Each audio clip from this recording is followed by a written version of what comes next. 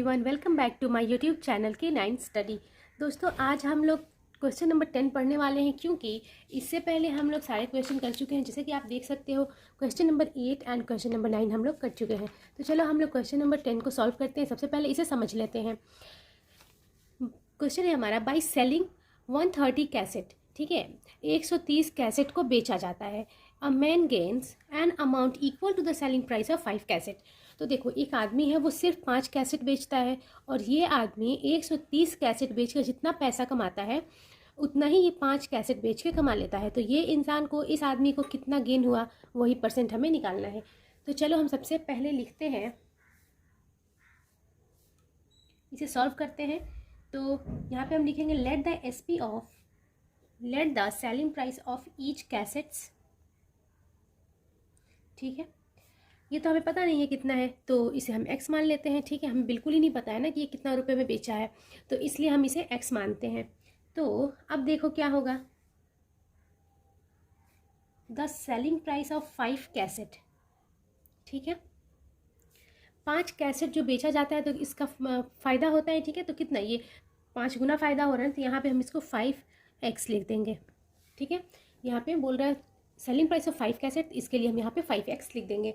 अब देखो हम क्या करेंगे, फिर यहाँ पे लिखेंगे selling price of 130 cassette,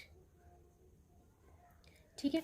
130 cassette का जो सेलिंग प्राइस है वो कितना होगा, जो हमारा सेलिंग प्राइस है वो, और जो भी हमारा गेन हुआ है वो, उसे हम माइनस कर देंगे, ठीक है।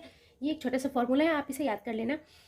तो अब देखो, यहाँ पे जो SP ऑफ 130 कैसेट है, तो इसको हम मान लेते हैं 130x, ठीक है। इसे पहले रहने दो आप, यहाँ पे 130x इसे आप मान लो, ठीक है।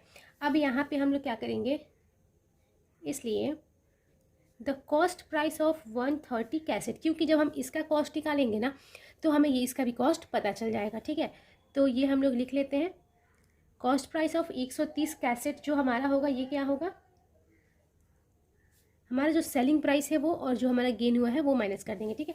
ये देखो सेलिंग प्राइस कितना हुआ है, 130, तो यहाँ पे हम 130 लिख सकते हैं, और माइनस करेंगे, माइनस जो हमारा गेन कितना हुआ है, ये वाला गेन हो रहा है ना, तो इसके लिए हम यहाँ पे 5x कर देंगे, ठीक है। अब देखो इन दोनों को क्या करो, आप माइनस कर दो, तो यहाँ पे आ जाते हैं 125x।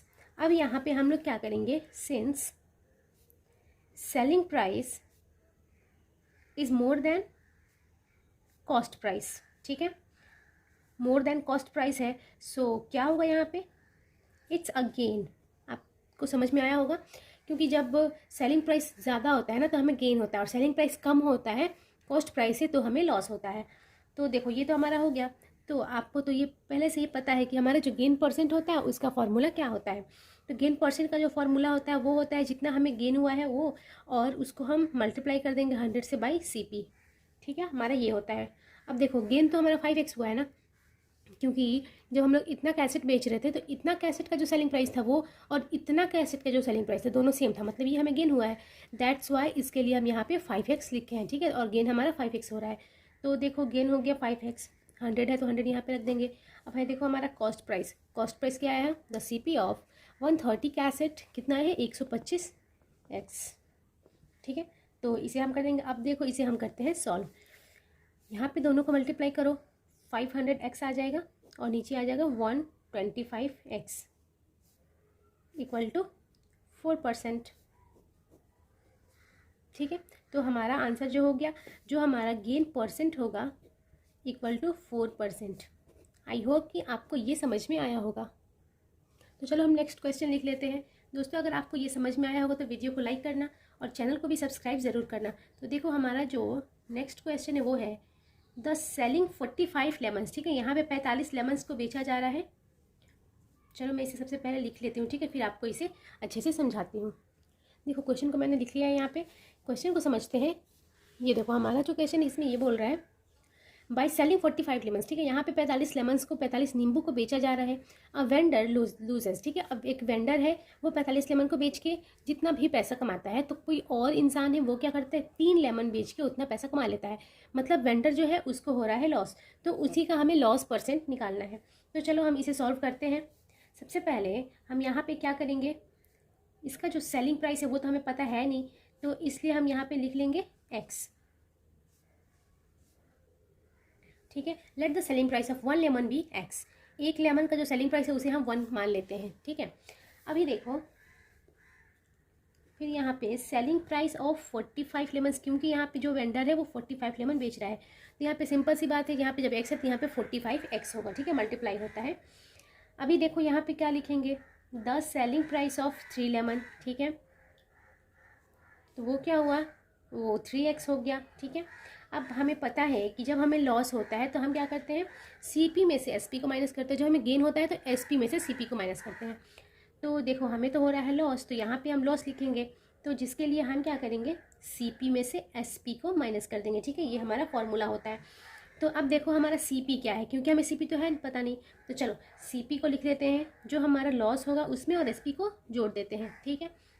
तो देखो लॉस हमें कितना हुआ है, जैसे कि हमारा जो पहला क्वेश्चन था इसमें देखो 5x का गेन हो रहा था, ठीक है, क्योंकि 5 कैसेट का जो जितना भी सेलिंग प्राइस हो रहा था ना वो इक्वल था 130 कैसेट का, तो हमें यहाँ पे गेन हो रहा था तो 5 कैसेट, ठीक है। अब आप यहाँ पे देखो अगर हमें लॉस हो रहा है तो वो होगा 3x, इसे हम मानेंगे, ठीक है।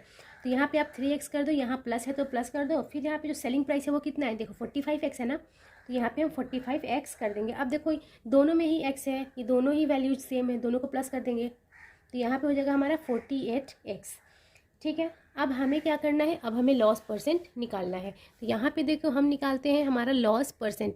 आपको पता है लॉस परसेंट हो या फिर गेन परसेंट हो, फॉर्मूला दोनों ही का सेम होता है, बस यहाँ पे लॉस की जगह हम लोग गेन लिख देते हैं।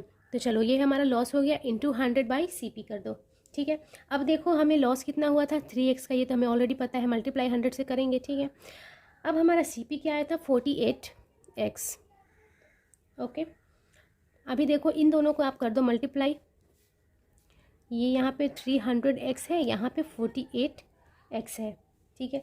अभी देखो ये x और ये x ये दोनों कट जाएगा, और जब हम इसको इससे जब हम कटाते हैं ना तो हमारा 6.25 आ जाता है, ठीक है, यानी 6.25 ये जो है हमें इतना परसेंट का लॉस हो रहा है, लेकिन अगर इसे हम मिक्स में लिखे तो 6 मिक्स 1/4, तो जो वेंडर है उसको इतने परसेंट का लॉस हो रहा है। आई होप कि आपको ये समझ में आया होगा, अगर समझ में आया होगा तो वीडियो को लाइक करना और चैनल को सब्सक्राइब करना मत भूलना। Thank you, thanks for watching this video.